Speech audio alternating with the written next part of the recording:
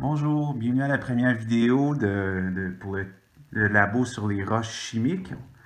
Je me suis dit qu'on va passer à travers certaines des roches carbonatées pour passer à travers les étapes pour leur donner un nom. Premièrement, les roches carbonatées, si elles consistent de calcite, elles vont faire effervescence, donc c'est la première chose à vérifier.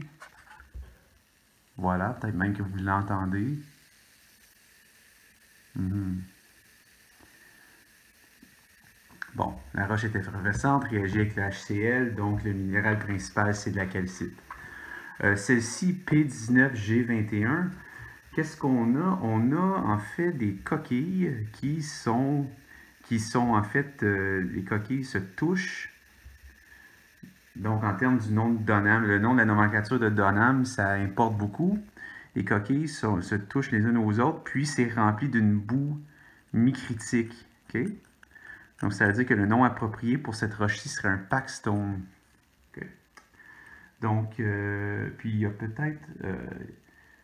ouais, donc Paxton. Pour la classification de Folk, on a des coquilles, donc bio, et puis la boue est micritique, donc biomicrite. C'est noté qu'il y a un peu de sparite. Je pense pas qu'on va bien le voir sur la caméra, mais localement, effectivement, il y a un peu de... La micrite est un peu recristallisée, mais biomicrite pour une roche comme ça, ce serait le nom selon la classification de Folk. OK? Deuxième roche que j'ai choisie, c'est P19G2. OK? On note tout de suite que la roche de tout à l'heure était... La roche qu'on vient de voir était blanche, celle-ci est noire, mais c'est quand même de la calcite. OK? Des fois, la calcite peut... Ben, si c'est une roche à grains fins, c'est une roche extrêmement fine, ou il y a peut-être des impuretés dans la calcite qui font en sorte que la roche est plus foncée. OK. Donc, celle-ci,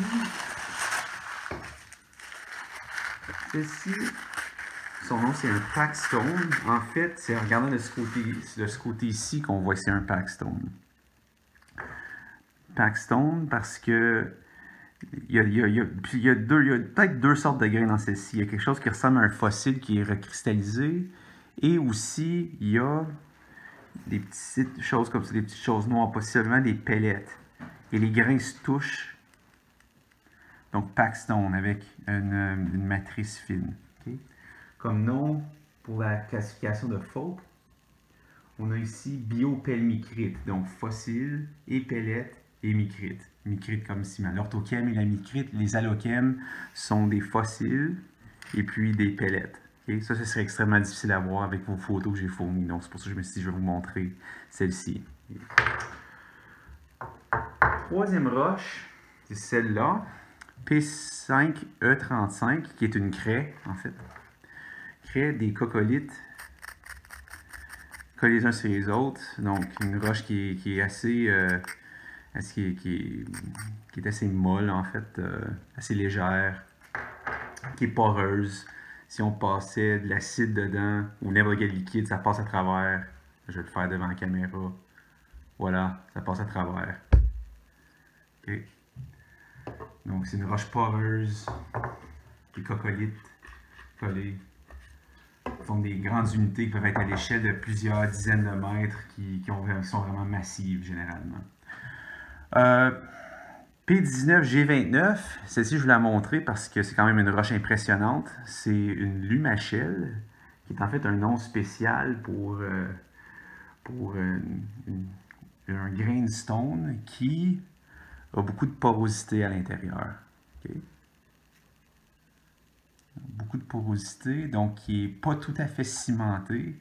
Regardez ici, en fait, c'est des morceaux de coraux puis de coquilles qui sont cimentées les unes sur les autres, mais quand même pas cimentées au complet. On continue la diagénèse, on peut imaginer que toute cette porosité-ci disparaîtrait, serait remplie par un ciment. Le ciment qui existe dans cette roche-là est en fait une sparite. Okay? Donc, un autre nom possible pour cette roche-là, ça pourrait être biosparite. Bon, peut-être que vous le voyez un peu, c'est quand même assez cristallin le ciment ici. Okay? Donc, biosparite, grainstone, des noms possibles analogues à la lumachelle ici. Lumachelle, c'est un nom assez spécial pour une roche de cette texture-là. Finalement, il y en a une que je vais vous montrer qui est pertinente pour votre labo. Celle-ci, P20A5. Elle est dans le. En fait, elle est pertinente pour votre TP et TP4B parce que c'est un des échantillons de TP4B. Ce que je veux vous montrer, il y a deux choses que je veux vous montrer. Cette structure-là, qu'est-ce que c'est? Pensez à des colonies d'organismes ou des colonies de bactéries qui vivent les uns sur les autres, qui font des lits les uns sur les autres. J'en parle dans un des cours. Et puis notez aussi, bon, voici, je vais faire l'exercice. Est-ce que c'est de la calcite? On va voir. On va voir si c'est de la calcite.